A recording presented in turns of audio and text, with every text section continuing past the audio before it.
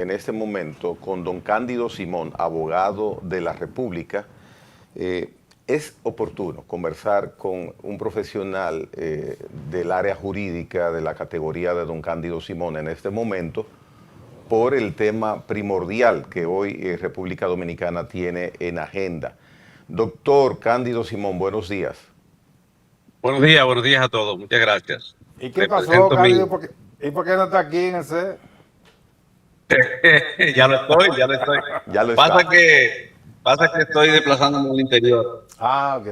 Don Cándido, mire, Sí. tenemos una Buen día. situación, como ya le había manifestado en el día de ayer cuando conversamos, de que hay mucha expectativa, sobre todo en colegas suyos, usted también ha opinado, sobre un código penal que después de 20 años sale promulgado.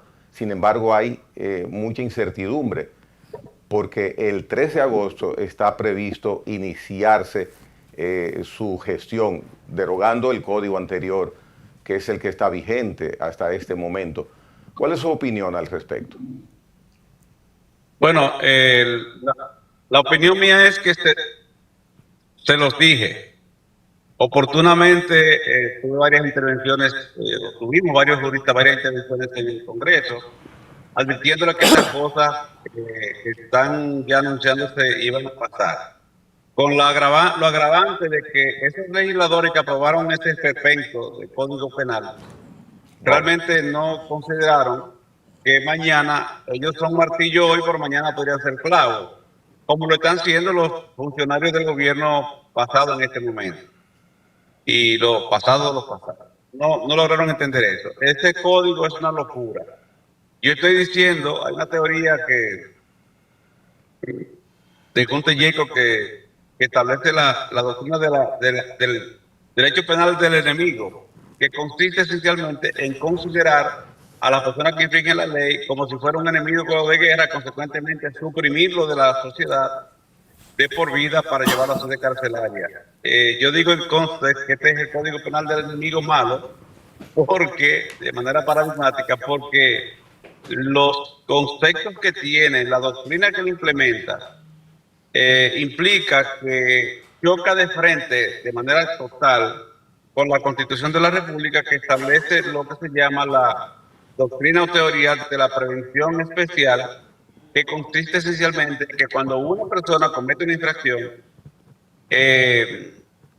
a esa persona se le lleva a sede carcelaria, se le procesa y en consecuencia a esa persona en particular usted le lleva a sede carcelaria por un tiempo, lo reforma y lo regresa a la sociedad reformado. Eso no es posible con este código. Por una parte, porque como tú condenas a una persona a 60 años de cárcel, teniendo 20, cuando regrese a los 80 años a la sociedad, ya en la sociedad que él dejó no existe. Si es que regresa vivo. Entonces, eso es de las pequeñeces que tiene. Pero este código es una locura, honestamente es una locura, que vamos a sufrir las consecuencias. Esencialmente, que veo que Finus la está corroborando, algunas otras entidades, es que sostengo el criterio de que el Tribunal Constitucional bien podría disponer por una sentencia provisional la suspensión de la entrada en vigencia del código, lo que implicaría que se mantenga vigente la actual hasta que el Tribunal Constitucional decida sobre varias acciones de inconstitucionalidad que hay en sede, entre otras una que le hace una crítica constitucional a 70 artículos del código, que tiene 300 y algo, sí, medio código prácticamente. Consecuente, eso es una parte. La otra parte es que Fijos ha planteado que lo haga el Poder Ejecutivo, le solicite al Congreso de la República mediante un proyecto de ley que disponga la posposición de la entrada en vigencia del código. Leí y conversé en esta misma semana con Antoniano Peralta, que es el ministro de Justicia, que tiene iniciativa legislativa e informó que ya hay una comisión trabajando para presentar un proyecto de modificación al código. Es decir, antes de entrar en vigencia ya lo quieren modificar, pero hay algunos legisladores que incluso han estado en esta gestión. En palabras simples, este código viola la Constitución Los legisladores lo sabían porque se lo dijimos, pero ellos tomaron la decisión de aprobarlo inconstitucional mientras tanto. Y si entrara en vigencia sería una locura. Doctor, buenos días. Manuel Jiménez. Bueno, buenos días, Manuel. Precisamente sobre eso quiero preguntarle. El ministro de Justicia anuncia que hay varias iniciativas que se va a solicitar que se reformen al Congreso mediante un proyecto de ley. Pero al mismo tiempo se pronuncia a favor de que el código entre en vigencia el 3 de agosto, como también se pronuncia el presidente del Senado. Lo que yo quiero preguntarle, ¿qué sucedería en caso de que entre en vigencia el 3 de agosto y un prevenido sea condenado en base a ese nuevo código penal, mientras se esté conociendo reformas en el Congreso que eventualmente podrían eliminar el tipo penal o la sanción penal que establece el nuevo código? Mira, te estoy diciendo que sería una incongruencia, lo que no creo que pase con Antonio Peralta. Del presidente del Senado yo lo comprendo porque él es muy bueno como empresario del transporte, estudió Derecho, pero no sé si se haya ejercido la profesión para sufrir las consecuencias, experimentar las consecuencias de una ley arbitraria. Retengamos lo siguiente para que tengan una idea. Ustedes son comunicadores, son periodistas. Ahora sí. Supongan ustedes que le imputen difamación o injuria. ¿Sabe qué dice el artículo 29 de este código? Que si le condenan a una pena principal, el mismo juez que disponga la pena principal puede aplicar una sanción disciplinaria complementaria, una especie de pena, consistente en proscribirle que ustedes participen como periodistas y como comunicadores, y hasta de manera provisional y hasta definitiva. O sea, ¿usted se imagina?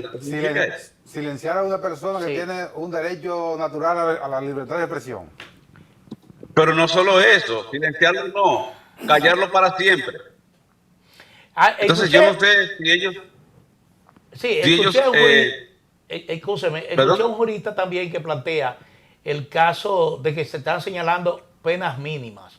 Y entonces dice, bueno, esas penas mínimas pueden convertirse también en máximas, porque no le deja rejuego al juez para establecer, por ejemplo, una pena que el juez determine de acuerdo a la comisión del delito. Bueno, por ejemplo, establece penas fijas de 30 años. Eso existía en algunos tipos penales, como es el caso de... Bueno, pena máxima, pero en esta ocasión se están estableciendo penas mínimas. Penas mínimas sí, que pero son altas. Un mínimo de 30. Oh. Óyeme, el máximo eran 30, ahora están estableciendo en algunas penas de 30 a 40, o sea, un mínimo de 30, un máximo de 40. El juez no tiene alternativa. Y si eres reincidente, te la pueden llevar hasta 60 años. En palabras simples, voy a decirlo de manera muy paradigmática. Fíjense, la ley es letra muerta, que se administra sobre hipótesis construidas en el Congreso, a la que un humano que se llama juez le da vida en el día a día. En palabras simples, es una norma que te establezca para un tipo penal una pena mínima de 30 años a 40, mata al juez, porque no le permite razonar y aplicar una pena proporcional al hecho en concreto en el momento que lo juzga. Esas son de las bellezas que tiene ese código. Está atado a un mínimo. No a un mínimo, no, óyeme esto, a un mínimo máximo. Doctor. Es decir, el máximo de la pena, en principio ahora son 30 años, hay hasta 40, pero ahora establece un mínimo del máximo de actual, de 30 a 40 años. Es verdad que, escúchame Gregory, es verdad que aquí hay un desbordamiento de entusiasmo cuando se habla de agravar las penas para determinados delitos, digamos, homicidio, 60 años, homicidio agravado. Pero ocurre que aquí se puede encontrar con los dedos de la mano y le sobran dedos a uno las personas que han cumplido 30 años de prisión, el máximo por homicidio, y entonces 60 es como una extravagancia, ¿verdad? Sí, mira, con Moliné, bueno, Moliné no, en el caso Moliné, Llena. con Llena Saibar se cuentan 5 desde 1924. Ah, bueno, pues Como- Se cuentan mira, 5 que han cumplido 30 años. pues, Es decir, la mala en completa, yo pensé que era menos. 1904 Una sola mano. se sustituyó la pena de muerte en casos de crímenes graves de sangre por 30 años máximo fijo. Pues a partir de ese año, 1924, hasta este 2026, que 2 siglos después, un siglo después, solo 5 personas han cumplido 30 años vivos. Bien. Doctor Simón, Es mire, una locura. usted en tribunales nos da la satisfacción de ver algunas explicaciones que califica el doctor Cándido Simón como sencillas. Una explicación sencilla le pido. ¿Por qué después de 20 años se produce una pieza jurídica, una pieza legal tan aparentemente defectuosa? Fueron 26 años perdidos. 26. 26 años perdidos. Porque ese proyecto fue propuesto en el año 2000, pero hay un proyecto de Código Procesal Civil que no han aprobado. Hay un proyecto de Código Civil. Hay un proyecto de Código de Comercio. Es decir, de regular normas privadas. Y sin embargo, ese proyecto no ha impuesto tanta velocidad. Lo que sucede es que esencialmente las sociedades son autoritarias. Y la gente considera que los derechos humanos son malos hasta que un policía te toca la puerta de tu casa. Es decir, hasta que te toca.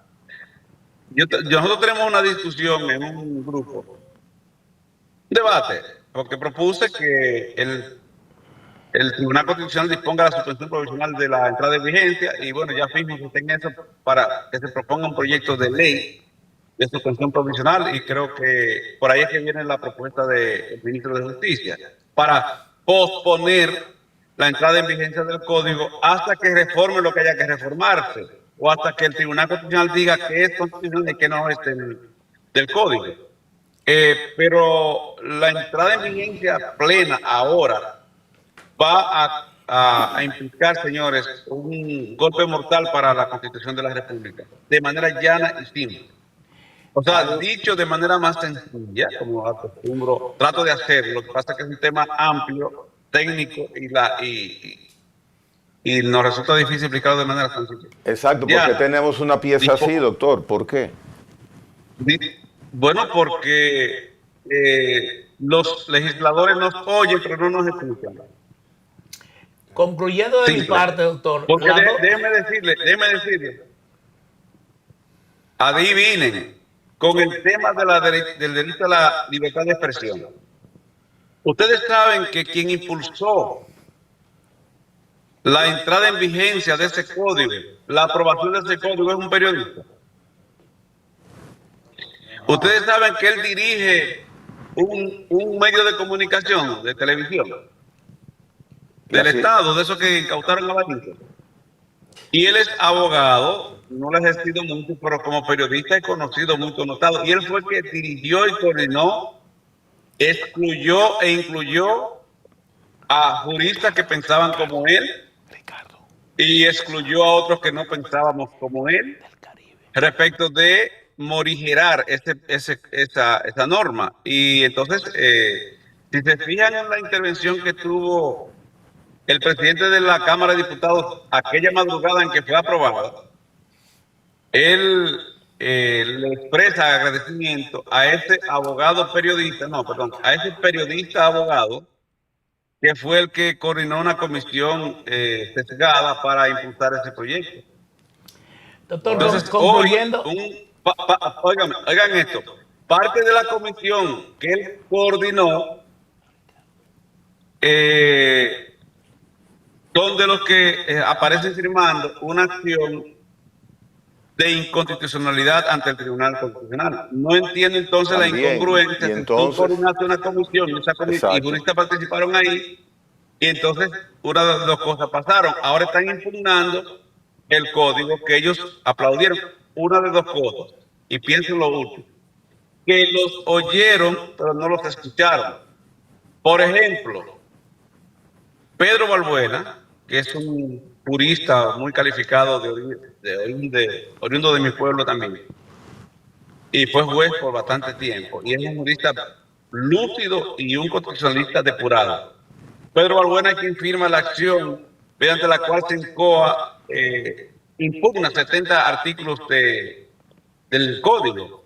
Pero Pedro Balbuena fue parte de esa comisión. Pero a Pedro Balbuena casi no le daban participación. ¿Entiende lo que le digo? Los legisladores oyeron, pero no nos escucharon. La idea era sacar eso que tú señalas que es un esperpento, o sea, ¿cuál es la idea? Pero, sin embargo, lo que está primando tanto en el Senado como en sectores del gobierno, que parece mayoritario, es la entrada en vigencia del código. Por ejemplo, ayer el senador de la Fuerza del Pueblo por La Romana presentó una iniciativa que fue rápidamente tumbada por la mayoría del PRM. El doctor Milton Rey Guevara, que no es parte del oficialismo, pero que es muy escuchado por su calificación, opina que debe entrar en vigencia, porque de lo contrario, ahí yo no estuve de acuerdo con él, de lo contrario la delincuencia seguirá arropando a la República Dominicana, y yo creo que el código no va a evitar que haya delincuentes. Óyeme una cosa, si lo dijera el presidente del Senado, que es un empresario de transporte, que estudió Derecho. O lo dijera el senador o lo dijera el senador de Santiago Rodríguez, que es un empresario del transporte, o lo dijera uno de los banqueros que están ahí. Banqueros no me refiero a entidades de intermediación financiera, sino de venta de números. Rifero. Yo lo comprendería. Ahora de Milton no lo entiende. ¿Sabe por qué no? Porque Milton es, o debe ser, uno de los juristas constitucionalistas más acabados del país. De hecho, fue el primer presidente del Tribunal Constitucional. Y Milton dijo, atención, abro comillas, yo no he leído el código, pero entiendo que debe entrar en vigencia ya. Bueno, él no lo ha leído. Yo no leí esa parte, pero ahí sí. Oye. Pero, Sí, ¿y qué le está pasando al doctor Guevara? Pero además hay otro detalle. Buena pregunta, ¿qué le está pasando? Otro tema. Yo quisiera que él nos proveyera los datos que dan cuenta que en algún país del mundo el incremento de pena ha reducido la criminalidad. Si fuese así, desde que 1966, que se aprobó la ley 36 contra porte y tenencia de importación y exportación de armas de fuego, que era fuertísima, hasta esta época hubiera menos armas ilegales. Si fuese así, desde el año 1988, que se aprobó la ley 50 contra el narcotráfico, hasta esta época hubiera menos droga. Si fuese así, desde 1997, que se aprobó la ley 25, mediante la cual se sanciona gravemente, fuertemente la violencia contra la mujer, hubiese menos violencia contra la mujer. La ley no cambia la realidad, señor Guevara, la realidad cambia la ley. Doctor, concluyendo, usted dice que las dos únicas vías que hay para detener la entrada en vigencia del código es una sentencia, un fallo del Tribunal Constitucional ordenando precisamente la suspensión de esa entrada en vigencia, o una iniciativa a través de un proyecto de ley del Poder Ejecutivo donde se ordene expresamente la suspensión de la entrada en vigencia. Vamos a esperar que esta reforma que anunció el doctor Antoliano Peralta contenga esa iniciativa, porque como ellos están proponiendo reformas a los articulados del código, lo más sencillo y lo más prudente sería que igualmente también soliciten la suspensión de la entrada en vigencia. Pero hay una parte que yo le pregunté y quiero... Discúlpame, mi hermano. Oye una cosa. Para que eso se apruebe en el Congreso, primero el Tribunal Constitucional debe declararlo de urgencia y disponer la suspensión provisional. La otra opción es que esté el Congreso. Pero para que esto funcione en el Congreso, debe declarar de urgencia el proyecto, como lo hicieron con la ley anticristo. Perdón, la ley anticrisis.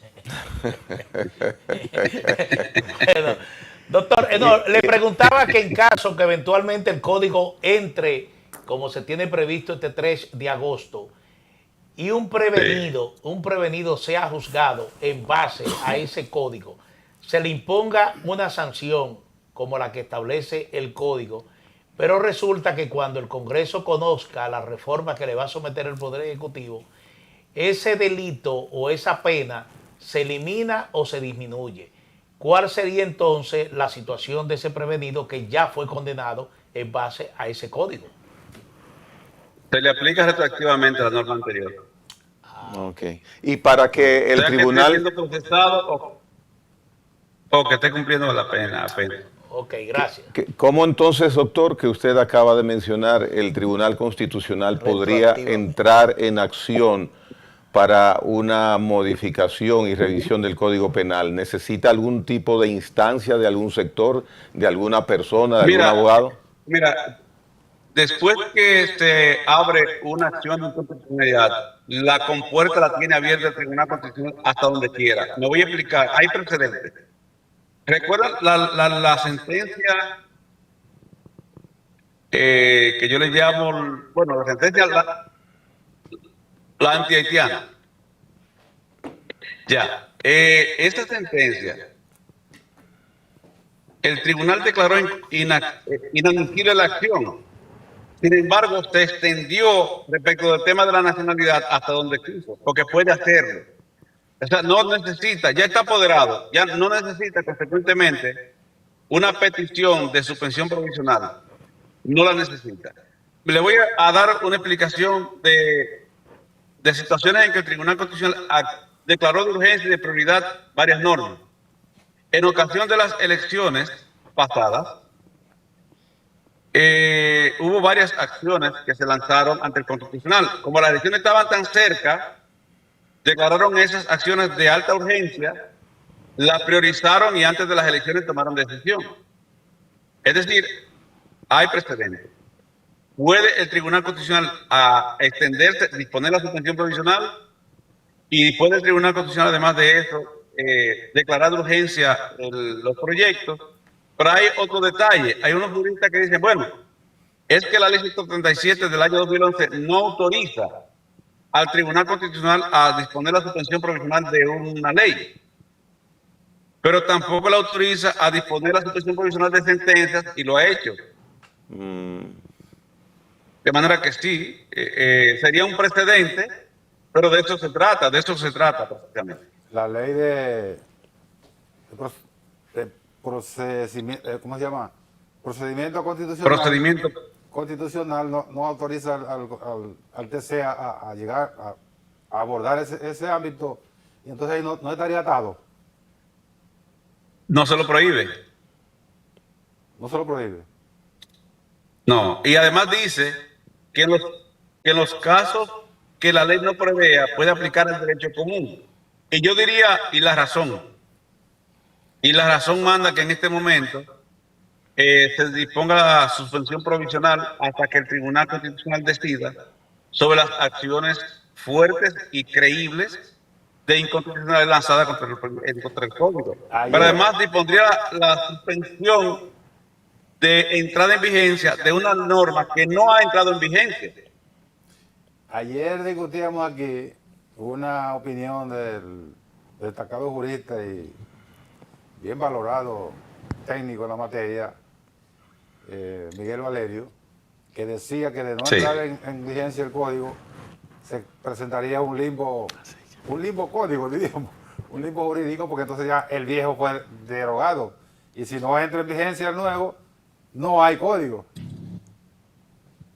Mira, no me da tiempo para analizar un tema que pasó con el proceso seguido a Francisco Rosario Sánchez, en que habían derogado el Código Penal francés, habían aprobado el Código español cuando la anexión, pero resulta que no estaba vigente el Código Penal español. Entonces había un limbo ahí. Ahora, en el caso de la especie, no. ¿Por qué? Porque la ley que deroga al código anterior es el Código Penal que pretendemos que se suspenda. Al suspenderlo, incluyendo la derogación del código vigente, pues evidentemente este se mantiene activo. Bien. Doctor, muchísimas gracias por su opinión. Suponemos que su sentimiento jurídico debe estar muy dolido por lo que está pasando con una pieza tan importante como el Código Penal, que es su día a día. La sociedad pierde. Mira, para los abogados, me decía alguien muy breve, para los abogados eso es bueno. Yo no lo consigo así porque entonces vendrá más casos, vendrán más clientes y pagarán mejor, asustados porque le vayan a condenar a una pena alta. Pero eso no es el punto. El punto es que uno debe tener sensibilidad y orientar adecuadamente a la sociedad para que estas cosas no pasen, porque todos perdemos. Siempre digo que los derechos humanos son malos hasta que un policía te toca la puerta de la casa. Y en este caso, este código tiene la virtud que, entre otras cosas, te mete un policía, un fiscal o un juez en el aposento por aquello de la relación sexual no consentida con tu esposa. Imagínate. Bueno, doctor Cándido Simón, gracias por la atención que nos ha dispensado a nosotros y sobre todo a la teleaudiencia. Hacemos pausa. Como no, y me disculpo porque estoy en trayecto. No, muy bien. La transmisión fue excelente. Muy buena conexión. Gracias. Bien, pausa.